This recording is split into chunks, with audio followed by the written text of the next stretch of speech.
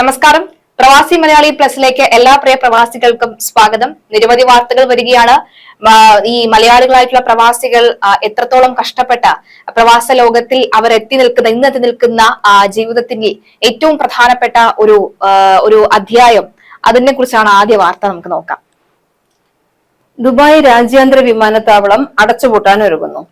പുതിയ Al Maktoum രാജ്യാന്തര വിമാനത്താവളത്തിന്റെ ആദ്യഘട്ടം പൂർത്തിയാകുന്നതോടെയാണ് നിലവിൽ പ്രവർത്തിക്കുന്ന ദുബായ് രാജ്യാന്തര വിമാനത്താവളം DXB എന്നാണ് അറിയപ്പെടുന്നത്. ഇത് അടച്ചുപൂട്ടും എന്ന ഔദ്യോഗിക പ്രഖ്യാപനം വന്നിട്ടുള്ളത്. അതേസമയം ഈ തീരുമാനം നഗരത്തിന്റെ ഭാവിയെക്കുറിച്ച് വലിയ ചർച്ചകൾക്കാണ് വഴിയൊരുക്കിയിരിക്കുന്നത്. DXB എയർപോർട്ടിന്റെ സ്ഥലം ഭവന, വാണിജ്യ, പരസ്യ ആവശ്യങ്ങൾക്കായി പുനർവിനിയോഗിക്കാനുള്ള സാധ്യതകളാണ് ഇപ്പോൾ പ്രധാനമായും ചർച്ചയാകുന്നത്.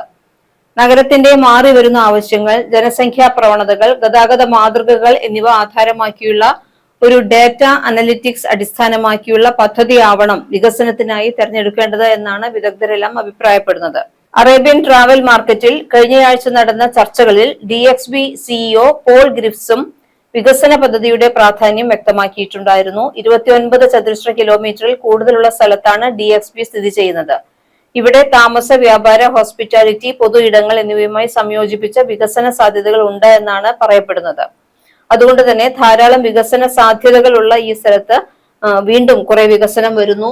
അതെല്ലാം പ്രവാസികൾക്ക് കൂടി സഹായകരമാകുമെന്ന് തന്നെയാണ് നമ്മളിപ്പോൾ പ്രതീക്ഷിക്കുന്നത്. നിരവധി ആളുകൾ പുതിയ ജീവിതം തുടങ്ങിയതും ഒരു പക്ഷെ അവസാനിച്ചു പോയതും ഒക്കെ തന്നെ ഈ വിമാനത്താവളത്തിൽ കൂടെ ആയിരിക്കും. അവിടെ ധാരാളം വികസന പദ്ധതികൾ ഇനിയും വരുന്നു. തീർച്ചയായും തൊഴിലവസരങ്ങളെല്ലാം വർദ്ധിക്കുമെന്ന് തന്നെയാണ് നമ്മൾ പ്രതീക്ഷിക്കുന്നത്. തീർച്ചയായും ആ പ്രതീക്ഷ ഒട്ടും മങ്ങിയിട്ടില്ല. അത്തരം വാർത്തകൾ തന്നെയാണ് പുറത്തു വരുന്നത്.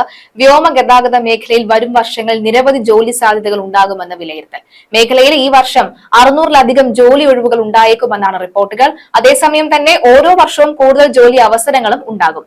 പ്രത്യേകിച്ച് പൈലറ്റുമാർ, എയർ ട്രാഫിക് കൺട്രോളർമാർ, വിമാന സംരക്ഷണ വിദഗ്ധർ, എയർപോർട്ട് മാനേജ്മെന്റ് ജീവനക്കാർ, എയർലൈൻ എഞ്ചിനീയർമാർ, ഗ്രൗണ്ട് സ്റ്റാഫുകൾ, അതുപോലെ തന്നെ customer service, logistics, cargo handling തുടങ്ങി നിരവധി മേഖലകളിൽ വലിയ ആവശ്യകത ഉണ്ടാകും. UAE-യിൽ സമീപകാലത്ത് പൈലറ്റുമാരുടെയും സാങ്കേതിക വിദഗ്ധരുടെയും ആവശ്യകത ഏറിയെന്ന് ഈ ഡെൽകോ പീപ്പിൾ CEO ആന്റണി മാർക്കോ വിലയിരുത്തൽ വന്നിട്ടുണ്ട്.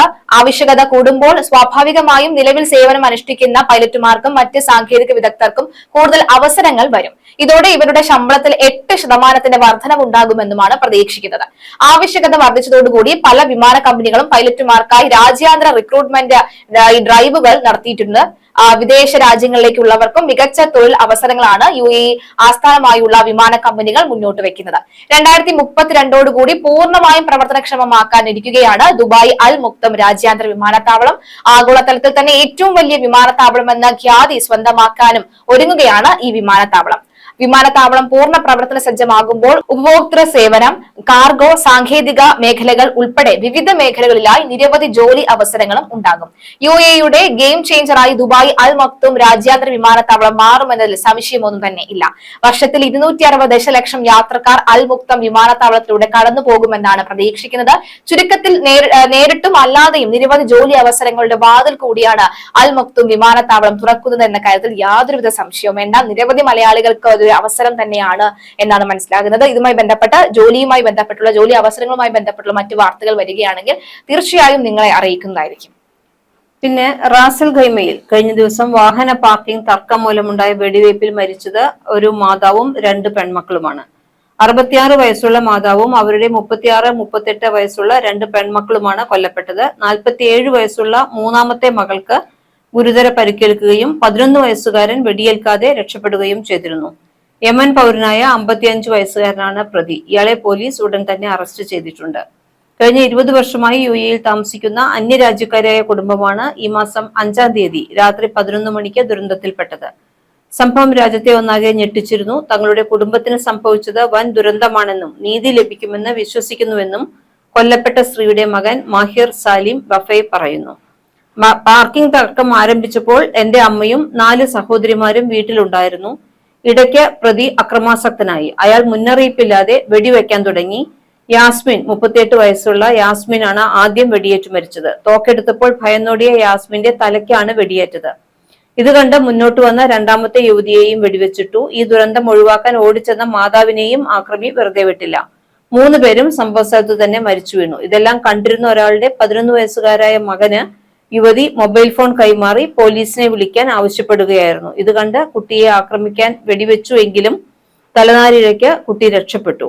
എല്ലാവരുടെയും മൃതദേഹങ്ങൾ പിന്നീട് സംസ്കരിച്ചിരുന്നു. മരിച്ചുപോയ 2 സഹോദരിമാർക്കും കുടുംബമുണ്ട്. ഒരാൾക്ക് 6 മക്കളുണ്ടെന്നും മഹീർ പറയുന്നു. ഇവരുടെ മൂത്ത കുട്ടിക്ക് 15 വയസ്സ് മാത്രമേ ഉള്ളൂ. ഈ രാജ്യം വളരെ സുരക്ഷിതമാണ്, വളരെ മനുഷ്യത്വപരമായാണ് ഇവിടുത്തെ ഭരണാധികാരികൾ എല്ലാവരോടും പെരുമാറുന്നതും. അതുകൊണ്ട് തന്നെ നീതി ലഭിക്കുമെന്നാണ് വിശ്വാസമെന്നാണ് മഹീർ പറയുന്നത്. തീർച്ചയായും ഒരു അന്യ രാജ്യത്ത് നിന്നുള്ള ഒരു വ്യക്തി ഒരു രാജ്യത്തിനെ കുറിച്ച് ഇങ്ങനെ പറയണമെങ്കിൽ അവിടെയുള്ള നിയമ സംവിധാനം എത്രത്തോളം വിശ്വാസമുള്ളതാണ് എന്നുള്ളതാണ്. മറിച്ച് ഇപ്പോൾ തന്നെ തീർച്ചയായും വളരെ വേദനയോട് കൂടി നമുക്ക് വാർത്ത വായിക്കാൻ കഴിയുകയുള്ളൂ. 3 പേരാണ് മരിച്ചിരിക്കുന്ന കുടുംബത്തിൽ. അവർക്കൊക്കെ തന്നെ കുട്ടികളും ഒക്കെ തന്നെ ഉണ്ട്. എന്തായാലും പ്രതിയെ പിടികൂടാനുള്ള സാധ്യത തന്നെയാണ് ഉണ്ടാകുന്നത്. പ്രതിക്ക് വേണ്ട എല്ലാ പ്രതിയുമായി ബന്ധപ്പെട്ടുള്ള നടപടിക്രമങ്ങൾ ആരംഭിച്ചിട്ടുണ്ടെന്നാണ് പോലീസ് വൃത്തങ്ങൾ അറിയിക്കുന്നത്. കഴിഞ്ഞ ദിവസം ദുബായ് കറാമയിൽ വെച്ച് കൊല്ലപ്പെട്ട ആനിമോൾ ഗിൽഡയുടെ മൃതദേഹം ഇന്ന് നാട്ടിലേക്ക് എത്തിക്കും. രാത്രി 10:20 ഷാർജയിൽ നിന്ന് തിരുവനന്തപുരത്തേക്ക് പുറപ്പെടുന്ന എയർ അറേബ്യയുടെ വിമാനത്താവളത്തിലാണ് മൃതദേഹം നാട്ടിലേക്ക് എത്തുന്നത്. ഈ കഴിഞ്ഞ മെയ് 4-നാണ് ആനിയെ താമസ സ്ഥലത്ത് വെച്ച് സുഹൃത്ത് അബിൻ ലാൽ കുത്തി കൊലപ്പെടുത്തിയത്. ശേഷം നാട്ടിലേക്ക് രക്ഷപ്പെടാൻ ശ്രമിച്ച അബിനെ അബുദാബി എയർപോർട്ടിൽ വെച്ച് പോലീസ് പിടികൂടുകയായിരുന്നു. നിലവിൽ അബിൻ ലാൽ ദുബായ് പോലീസിന്റെ കസ്റ്റഡിയിലാണ് ഉള്ളത്. ആനിയും അബിൻ ലാലും വളരെ കാലം സുഹൃത്തുക്കളായിരുന്നു. പിന്നീട് സൗഹൃദം പ്രണയത്തിലേക്ക് മാറുകയും ഇരുവരും വിവാഹം കഴിക്കാൻ തീരുമാനിക്കുകയും ചെയ്തു. തുടർന്നാണ് അബുദാബിയിലെ മർജീൽ ഹോസ്പിറ്റലിൽ ഓഫീസ് സൂപ്പർവൈസറായി ജോലി ചെയ്ത് വരികയായിരുന്ന അബിൻ ലാൽ ആനിയെ സന്ദർശക വിസയിൽ അബുദാബിയിൽ കൊണ്ടുവരുന്നത്. ഇവിടെ ഇരുവരും ഒന്നിച്ചായിരുന്നു താമസം. ശേഷം ദുബായിലെ ഒരു പ്രൈവറ്റ് കമ്പനിയിൽ ആനിക്ക് ജോലി ലഭിച്ചതോടുകൂടി ആനി കറാമയിലേക്ക് താമസം മാറുകയായിരുന്നു. പിന്നീട് ഇരുവരുടെയും ബന്ധത്തിൽ പ്രശ്നങ്ങൾ ഉടലെടുക്കുകയായിരുന്നു. ആനി അബിനിൽ നിന്ന് അകൽച്ച കാണിക്കുന്നുണ്ടായിരുന്നു എന്നാണ് ഇയാളുടെ സംശയം. ഇതോടെ ആനിക്ക് മറ്റാരുമായോ ബന്ധമുണ്ട് എന്ന് അബിൻ സംശയിക്കുകയായിരുന്നു. ഇരുവരും തമ്മിലുണ്ടായിരുന്ന ബന്ധത്തിലെ അഭിപ്രായ വ്യത്യാസങ്ങളായിരിക്കാം പ്രതിയെ കൊലപാതകത്തിലേക്ക് നയിച്ചത് എന്നാണ് അടുത്ത വൃത്തങ്ങൾ സൂചിപ്പിക്കുന്നത്. യാബ് ലീഗ് സർവീസിൽ CEO Salam Pappinisseri, YAB legal services repatriation team അംഗം നിഹാസ് ഹാഷിം, HR ഹെഡ് ലോയി അബു അമ്ര, INCAS youth wing Dubai chapter എന്നിവരുടെ കൂട്ടായ പ്രവർത്തനത്തിന്റെ ഫലമായാണ് നിയമ നടപടികൾ പൂർത്തീകരിച്ച ആനിയുടെ മൃതദേഹം നാട്ടിലേക്ക് എത്തിക്കുന്നത്. വളരെ തിരുവനന്തപുരം വിതുര സ്വദേശി കൂടിയാണ് ആനി. വളരെ നല്ല മിടുമിടിക്കായിരുന്നു. 26 വയസ്സ് മാത്രമാണ് പ്രായമായിട്ടുള്ളത്. പക്ഷെ ഇത്തരത്തിലൊരു കൊലപാതകം നടത്തിയ ചെറുപ്പക്കാരനും 26-28 വയസ്സ് മാത്രമാണ് പ്രായമുള്ളത്.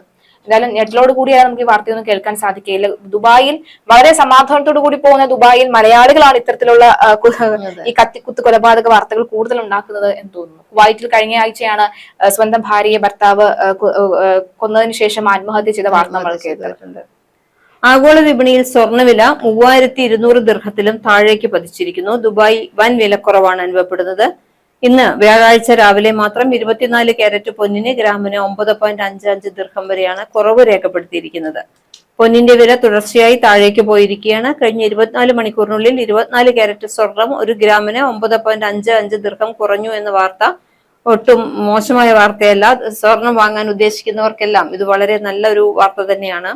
ദുബായ് ജ്വല്ലറി ഗ്രൂപ്പിന്റെ റിപ്പോർട്ട് അനുസരിച്ച് ഇന്ന് രാവിലെ 24 കാരറ്റിന് സ്വർണം ഗ്രാമിന് 378.5 ദിർഹമാണ്. എന്നാൽ ഇന്നലെ രാവിലെ നിരക്ക് കുറച്ചു കൂടിയിരുന്നു. 388.25 ആയിരുന്നു. മറ്റ് കാരറ്റുകൾക്കും വിലയിടിവ് തന്നെയാണ്. 22 കാരറ്റ് ഗ്രാമിന് 350.5 ദിർഹമാണ്. അത് 9.25 ദിർഹം കുറവാണ്. 21 കാരറ്റ് ഗ്രാമിന് 336.5 ദിർഹം ആണ് വില. 18 കാരറ്റ് ദിർഹത്തിന് 288 ദിർഹവുമാണ്.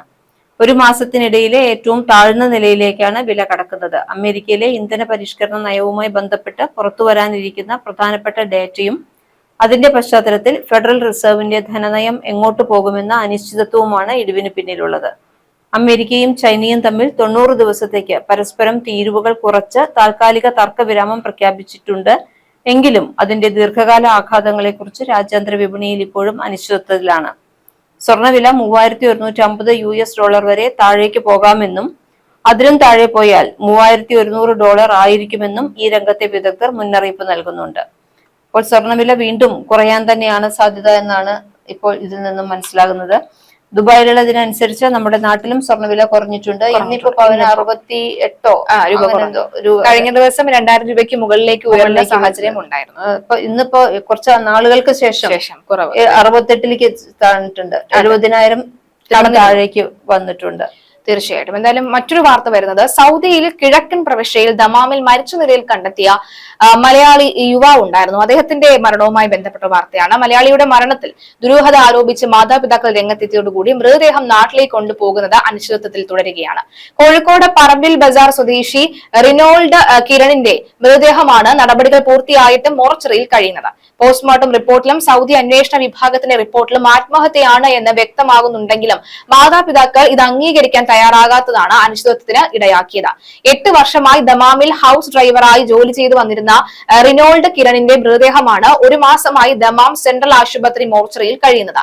ഏപ്രിൽ 12-ാം തീയതിയാണ് റിനോൾഡിനെ താമസ സ്ഥലത്ത് മരിച്ച നിലയിൽ കണ്ടെത്തിയത്. മരണത്തിൽ അസ്വാഭാവികത ഉന്നയിക്കപ്പെട്ടതിനെ തുടർന്ന് വിശദ അന്വേഷണം നടത്തിയെങ്കിലും സംശയാസ്പദമായി ഒന്നും കണ്ടെത്താൻ കഴിഞ്ഞിട്ടില്ല എന്ന് നിയമ നടപടികളുമായി സഹകരിച്ച സാമൂഹിക പ്രവർത്തകൻ നാസ് വക്കം പറയുന്നു. പോസ്റ്റ്മോർട്ടം റിപ്പോർട്ടിലും സുരക്ഷാ വിഭാഗത്തിന്റെ അന്വേഷണ റിപ്പോർട്ടിലും ഇത് കൃത്യമായി തന്നെ രേഖപ്പെടുത്തിയിട്ടുണ്ട്. സ്പോൺസറിൽ നിന്നും കുടുംബത്തിൽ നിന്നും മകൻ പീഡനം നേരിട്ടതായി മാതാപിതാക്കൾ ആരോപിച്ചിരുന്നു. എന്നാൽ 8 വർഷമായി ജോലി ചെയ്യുന്ന സ്പോൺസറെയും കുടുംബത്തെയും മരണത്തിന് ശേഷം കുറ്റപ്പെടുത്തുന്നതിൽ സത്യമില്ല എന്നും സാമൂഹിക പ്രവർത്തകൻ പറയുന്നു. മൃതദേഹം നാട്ടിലേക്ക് കൊണ്ടുപോകുന്നതിനുള്ള നടപടികളെല്ലാം പൂർത്തിയായിട്ടുണ്ട്. മാതാപിതാക്കളിൽ നിന്നുള്ള നോ ഒബ്ജക്ഷൻ സർട്ടിഫിക്കറ്റ് മാത്രമാണ് ലഭിക്കാനുള്ളത്.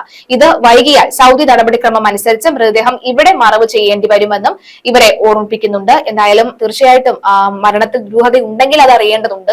ഇത് ദുരൂഹത ഇല്ല എന്നുണ്ടെങ്കിൽ നമ്മൾ മൃതശരീരത്തിന് നൽകുന്ന ഒരു ആദരവ് പോലെ തന്നെ കുടുംബം ഏറ്റുവാങ്ങി നോ ഒബ്സർവേഷൻ സർട്ടിഫിക്കറ്റ് എത്രയും വേഗം ഒബ്ജക്ഷൻ സർട്ടിഫിക്കറ്റ് എത്രയും വേഗം നൽകിയതിനു ശേഷം സ്വന്തം വീട്ടിൽ തന്നെ മൃതദേഹം അടക്കം ചെയ്യണമെന്നൊരു ആഗ്രഹവും കൂടി പ്രകടിപ്പിക്കുന്നുണ്ട് ഈ പ്രവർത്തകർ.